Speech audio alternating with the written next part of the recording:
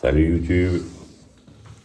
Petit matin à l'hôtel en Autriche. Alors je pensais hier soir que c'était un cimetière, mais c'est une marbrerie en fait. Alors voilà, vous avez remarqué, j'ai décidé de m'occuper de la chaîne YouTube. Mais je vais intégrer ça dans mon quotidien. Alors je vous emmène au petit déjeuner pour un question-réponse. Allez, on y va. J'ai pris ma clé. Il fait moyennement beau là. Et aujourd'hui c'est le deuxième jour de la tournée Printemps à Jazz à Yokata Brothers. On part aujourd'hui on est en Autriche et on va jusqu'à Bratislava. On va faire une jolie route depuis on va passer par Vienne, on va longer le Danube. On joue ce soir à Bratislava, on a 3 heures de route. Hello. Voilà, alors petit déj. Bon, je vous épargne la route. Alors oui, qu'est-ce que je vais faire aujourd'hui? Un question-réponse. En fait, comme j'ai pas suivi vos commentaires depuis plusieurs mois, je vais répondre aux commentaires quand même, mais j'ai décidé de faire un nouveau format de vidéo où je vous parle des questions et des réponses de ce qui s'est passé. Des questions que vous avez posées en fait. Donc voilà. Tout en parlant, je vais trouver le petit déjeuner, puis je vous retrouve devant le café. Hello YouTube, ça y est, on se retrouve devant le café au petit déjeuner pour ce question-réponse et répondre aux questions que j'ai accumulées pendant quelques mois sans avoir le temps de m'en occuper. Et là, ça y est. Et du coup, qu'est-ce que j'ai essentiellement? Des demandes pour des PDF sur certains morceaux, eh bien oui, ça va venir, je vais m'en occuper. Ensuite, c'est revenu plusieurs fois, les quartes ou les quintes, je parle du cycle des quartes, du cycle des quintes. Alors ça, je pense que ça vaut le coup de faire une vidéo qui explique ça, parce qu'une quarte et une quinte, c'est à la fois pas la même chose, c'est un intervalle qui est différent. Donc dans une carte de Do à Fa, on a Do, Ré, Ré, Mi, et puis un demi-ton, on a 2 tons et demi. Et de Do à Sol, si on monte, on a un ton de plus, donc 3 tons et demi. Mais si on va de Sol à Do, soit on monte, soit on va de Do à Sol, soit de Sol à Do, eh bien, on a une quarte ou une quinte. Du coup, pour le cycle, certains sont habitués à le faire dans un sens, d'autres dans l'autre. Bon, alors la contrebasse, c'est vraiment faite pour aller du grave, Mi, un plus aigu, La, Ré, Sol. Et du coup, ça lance un cycle des quartes. Et j'aime bien le mettre dans le sens des aiguilles d'une montre, parce que le sens des aiguilles d'une montre, c'est plus naturel pour nous. Et du coup, voilà. Je ferai un petit truc là-dessus, parce qu'en fait, moi, c'est une visualisation que j'ai instaurée assez vite, parce que je me suis aperçu qu'il existait effectivement des quartes et des quintes, et suivant les livres, on trouve des choses différentes. Alors je dis, ok, moi je vais toujours traduire ça de la même façon. C'est un peu comme l'histoire des palais mentales, de mémoriser quelque chose qui est à un endroit. Hello. Voilà Anne, pour un petit déj. J'avais commencé mon question-réponse, mais on continuera après dans le camion. J'avais prévu de faire ça. Et du coup, dans le cycle des cartes des quintes, je mets toujours le Do en haut, et puis je tourne dans le sens des aiguilles d'une montre. Voilà. Ensuite, faire un sujet sur les gammes pentatoniques. Oui, c'est fondamental. D'accord. On va faire des warm-up sur la gamme pentatonique. Il y a une question sur les accords diminués. 1, bémol 3, bémol 5, 7, bémol 7. Alors, en fait, quand je fais un accord, une gamme diminuée, on fait que des intervalles de tierces mineures. Du coup, c'est 1, bémol 3, bémol 5. Après, on a la sixte, avant de retomber sur le Do. Donc, par exemple, sur un Do, ça fait Do, Mi bémol, Fa dièse, La, Do. Si on parle avec un accord avec une septième de dominante, c'est dans la gamme diminuée, mais ce n'est pas la même série de triades mineures. Attention. Voilà, Schnaps nous dit un bonjour du Nouveau-Brunswick au Canada. Bonjour à toute la communauté francophone partout dans le monde. Voilà. Et puis je vais m'arrêter avec la question de Lucien pour l'instant. Qu'est-ce que le démancher? Eh bien, c'est changer de position, d'une position à une autre. Si tu joues à un endroit et que tu bouges ta main pour aller à un autre, eh bien, on va bouger sur le manche, ça s'appelle démancher. Ok? Du coup, ce qui est intéressant dans le démancher, c'est qu'on a le concept de rester à un endroit. On n'est pas tout le temps en train de bouger, on ne va pas faire un doigt, un doigt, un doigt.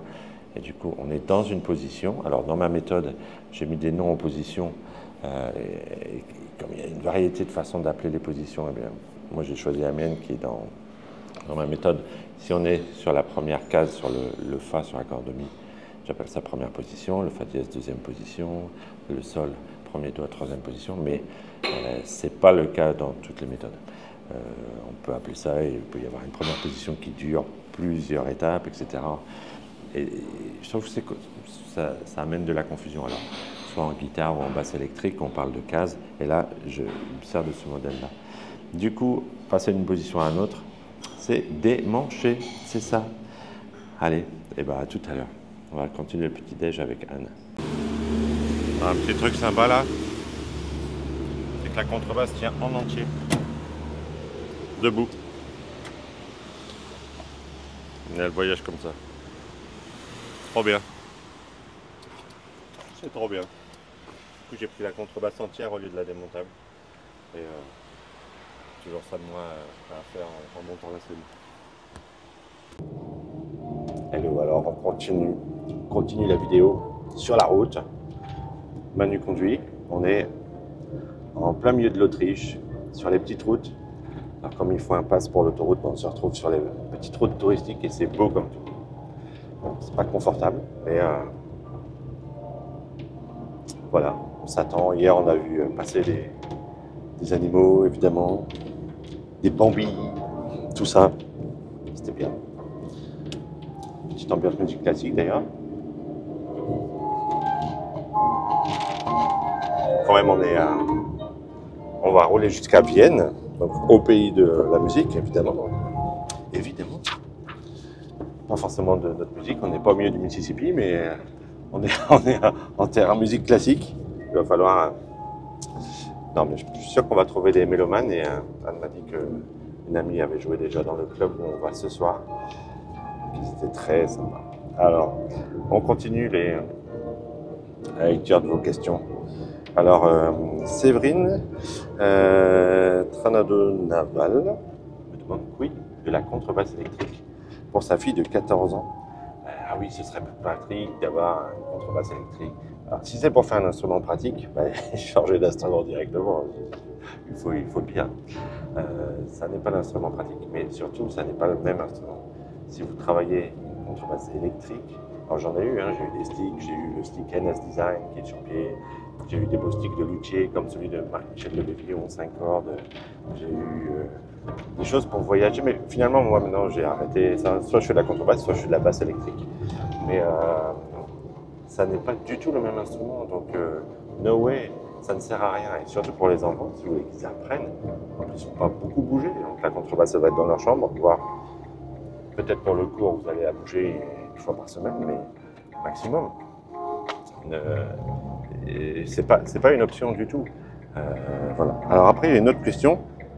Oui, sur la taille des contrebasses 3 quarts, 4 quarts, je joue sur une contrebasse plus petite, les cordes sont plus molles et ça sonne moins bien, c'est normal. Eh bien oui, exactement. Regardez comme c'est beau la route. Mais bien sûr que c'est normal. Si vous prenez une contrebasse plus petite et que vous avez le même diamètre de corde, c'est-à-dire pouvoir faire les mêmes notes, avoir le même accord, mi, la, ré, sol, c'est de la physique. Pourquoi la contrebasse c'est aussi gros? C'est que pour pouvoir produire des sons graves, il faut des cordes suffisamment grosses et peu tendues. Mais évidemment, la tension va jouer, et sur une contrebasse plus petite, pour avoir le même résultat, la même fréquence, la corde sera plus molle. Et du coup, un instrument un quart, demi va sonner moins bien, c'est normal, va sonner moins fort. Mais est-ce que c'est important de sonner fort? Non, il faut que l'instrument soit à votre taille. Et après, pour nos musiques amplifiées, ça n'est pas un problème. Je dirais que si l'instrument a plus de volume sonore, c'est plus difficile à amplifier. Du coup, en musique classique, oui, on va vouloir avoir un joli son. D'abord, il faut que ce soit joli avant que ce soit fort. La contrebasse, c'est pas un instrument très fort, mais quand les fréquences sont jolies, elles remplissent la pièce, et puis voilà. Il n'y a pas besoin de se poser la question, il faut l'instrument adapté à votre taille, mais évidemment, ça sonne moins bien si c'est plus petit. Alors, Joël voudrait un tuto pour changer les cordes. Bah ouais, bien sûr, on va faire ça. J'ai pas encore fait le tuto pour changer les cordes. Alors, le seul truc à savoir pour changer les cordes, on va le faire, c'est qu'il ne faut pas enlever toutes les cordes. Sinon, vous allez déplacer.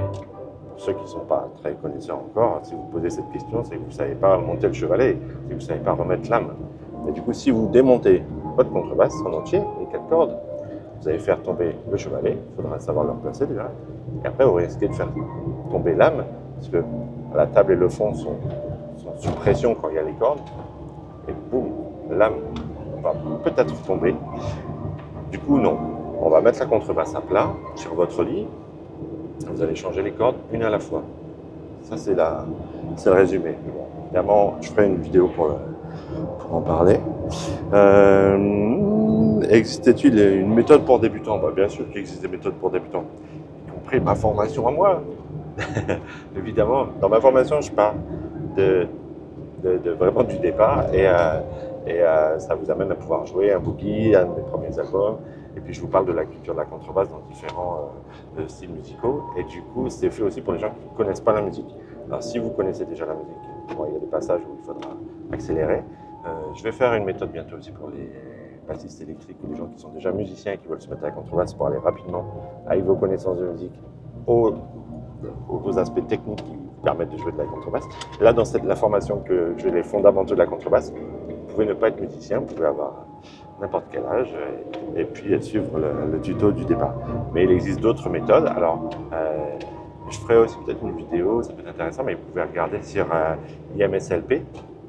IMSLP, c'est un site où on trouve des partitions libres de droit partout dans le monde, des partitions de musique classique essentiellement. Du coup, c'est pas très connu en jazz, en blues. Par contre, vous trouvez des méthodes de contrebasse, dont la méthode la plus connue avec laquelle j'ai commencé en France, un monsieur historique de la contrebasse en France, c'est Édouard Nani. Donc ça, c'est disponible gratuitement en fait. Et il y a plein de méthodes comme ça que vous trouvez gratuitement. Donc oui, il y a des méthodes pour débutants. Alors, Christian Bass, ah oui, il me fait un très beau message sur les difficultés de main gauche. Il a mal à la main gauche, il a mal à son pouce, et il se dit que est-ce que c'est normal, est-ce que ma main est trop petite? Et il se fait des tendinites au pouce gauche. Alors, se faire une tendinite au pouce gauche, ça veut dire que vous mettez du poids et que votre contrebasse est mal placée. Alors, il faut vraiment revoir la position en entier, c'est pas du tout normal. Le pouce vient simplement se poser, voire on va faire une pince comme ça, mais la pince, les minces ténards, les minces hypoténars sont des gros muscles. On ne doit pas se faire mal aux longs tendons. Alors, c'est vrai que je suis connaisseur en anatomie, etc. Je ferai aussi quelque chose sur les douleurs, quelles douleurs sont normales ou pas, parce que c'est quand même une de mes spécialités. J'ai fait des conférences là-dessus. Mais pour juste répondre ça, est-ce que ma main est trop petite? Ben non, ça n'existe pas des mains trop petites. J'ai vu en particulier des dames jouer admirablement bien, comme ça de 45 kilos, et pas mettre de pression, jouer juste sur des cordes en boyau, etc. Non, la légèreté et la force sont, il n'y a pas photo. Du coup, si vous vous faites mal, c'est que la position n'est pas bonne et il faut revoir les choses. Et du coup, une main n'est jamais trop petite, hein, et c'est pour ça aussi qu'à la contrebasse, on acquiert une position, on n'a qu'un seul ton dans les mains. Alors, il y a des contrebasses dont le diamètre est très long, qui vont faire 106 cm, qui vont être grosses, une grosse 3/4 ou une 4/4, ne va pas convenir à une morphologie petite. Et ça rejoint la question de quelle est la taille de ma contrebasse. Il faut choisir une contrebasse adaptée. Il est possible qu'une contrebasse plus grosse sonne moins fort, moins bien qu'une petite. Hein. Après, c'est la qualité de l'instrument, etc. Puis surtout, 90%, c'est comment le musicien l'a fait sonner. Donc non, une main ne peut jamais être trop courte. C'est la même technique pour tout le monde. Par contre, si vous n'avez pas de direction et que vous essayez de faire une technique où vous allez jouer un doigt par case comme à la basse électrique ou faire des trucs comme ça, évidemment, là, vous allez vous faire mal directement. Non, il faut avoir les bases. On met un doigt, on n'est qu'un seul ton dans les mains pour les positions les plus hautes. Après, en dessin, c'est plus vrai, mais bon, voilà, d'où l'intérêt quand même de suivre un peu des tutos. Hein.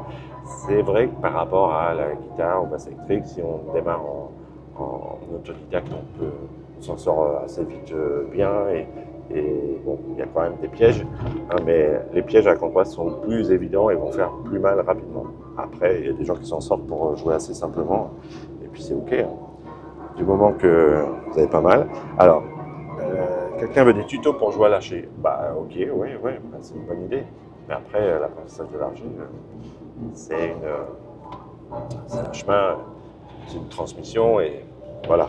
Quand je pense à ça, je pense à la musique classique, etc. Du coup, mais oui, il y a les bases, ok, on peut parler de ça, et ben je le ferai, je l'ai noté. Des infos sur la prise de son de Mystery Train, ouais, c'est vrai, quelqu'un veut savoir pour le clip Mystery Train qui est sur la chaîne, un clip que j'avais fait chez moi, comme ça, et c'est vrai que c'est enregistré live, tel quel. Et du coup, pour expliquer rapidement la prise de son, c'est intéressant, c'est compliqué, mais il faut comprendre que la contrebasse, il y a plein de façons de prendre le son. On peut utiliser les cellules, etc. Ça ne donnera pas un son très très joli, c'est bien pour la scène, mais pas pour les enregistrements. On peut le prendre en backup, hein, on peut toujours se servir pour quelque chose, mais bon, c'est plutôt un micro qu'il faut passer, ou deux. Et du coup, le setup que j'utilise dans Mystery Train, c'est un micro, un RE20, Electro Voice RE20, qui est placé entre le chevalet et l'ouïe. Donc il y a un sweet spot. Si on est vraiment sur le chevalet, on a beaucoup d'attaques. Si on est vraiment vers les ouïes, on a la rondeur du woof. Et voilà, suivant la pièce, l'acoustique de la pièce, etc. Eh bien, il faut placer ça, faire des essais. Ça change à chaque fois. Hein. Et donc un micro, un deuxième micro au-dessus, qui peut être un micro statique ou un micro qui est à peu près dirigé au niveau de la 7e case et qui est presque à hauteur de la tête du musicien. Moi j'ai vraiment une sale tronche, j'ai mal réglé mon logiciel de la balance des blancs, hein. Ça déchire. Bon, désolé. Du coup, voilà pour la prise de son, deux micros. Vous pouvez mettre un micro dynamique en bas, un micro statique en haut. Et en fait, je suis allé enregistrer chez Sun Studio il y a 1 an et demi. Et voilà, donc une façon d'enregistrer historique. Et en fait, c'est la même chose et utiliser la même solution. Du coup, tout ça, ça va pour moi, pour ma part, dans une carte son Apogee Element. Et puis, voilà pour ce clip. Les autres musiciens, pareil, c'est prise de son acoustique. Voilà. Après, moi, j'ai de l'expérience dans ce domaine-là et c'est un autre sujet, hein, carrément. Alors, est-ce que tu pourrais faire une vidéo sur la pulse et le métronome? Oui, bah, j'ai prévu, puis je parlais avec Julien, on va essayer de faire un truc en rythmique. Ça pourrait être intéressant. Tendinite du pouce gauche, j'en ai parlé. Alors, question très très pertinente. Il m'arrive de ne pas jouer pendant plusieurs semaines. Faut-il détendre les cordes? Ah, ça c'est une super question. Parce que quand est-ce qu'il faut laisser les cordes ou pas, etc. Mais oui et non. Du coup, ça rejoint la question sur les changements de cordes. Si vous enlevez les cordes, vous risquez de faire tomber l'âme. Le chevalet, il faudra le replacer. Et votre contrebasse va bouger un petit peu. Non, on la laisse sous tension. Non, surtout pas. Donc, c'est pour voyager. Si vous voyagez en soute, ou etc., elle peut prendre des chocs que vous pouvez détendre complètement. Là, il faudra la remonter. Après, on peut détendre un petit peu si on voyage. Moi, je ne le fais pas particulièrement. Mais parce que, pareil, hein, là, cette tournée-ci, j'ai pas pris de pince d'âme. Mais des fois, je la prends pour être sûr de pouvoir replacer s'il y a un couac. Mais concrètement, si vous faites ça, vous vous exposez quand même à des ennuis. Du coup, pendant plusieurs semaines, ça ne pose pas de problème. Même pendant plusieurs mois, si la contrebasse est bien stockée, ce qui est un problème, c'est de mal stocker la contrebasse. Si elle est dans un endroit qui va être froid, chaud, voilà, une pièce ou une grange où ça va geler, où il va faire chaud l'été, tout ça, ça va être la catastrophe. D'ailleurs, qu'il y ait les cordes ou pas, il faut une pièce qui est à hygrométrie constante, à température constante. Parce que comme ça que vous allez la garder en bon état. Après, la protéger de la poussière, mettre dans une housse, c'est une chose, mais chez les luthiers, les contrebasses restent comme ça des mois en attendant leur nouveau prétendant, etc. Ou dans les conservatoires, on les laisse, on les laisse monter toujours. Non, surtout pas détendre les cordes. Alors, une vidéo sur les housses de contrebasse. Oh, bah, ça va être chaud, hein. Je ne sais pas si je vais avoir à faire ça parce qu'il faudrait pouvoir tester différentes housses, tout ça. Du coup, peut-être si je vais voir un magasin, si je vais voir les luthiers, je penserai à ça. Ensuite, quelqu'un voudra le tuto de Hit the Road Jack. Voilà. Si vous voulez des tutos sur d'autres chansons, et si vous avez d'autres questions, n'hésitez pas à le mettre en commentaire. Et voilà, n'hésitez pas à vous abonner aussi. J'arrive bientôt à 2000 abonnés. Et puis, il y a, voilà, il y a le vlog qui va continuer là cette semaine.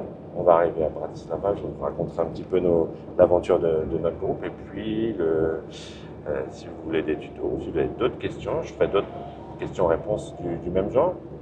Et puis, voilà, ça m'a donné des inspirations pour des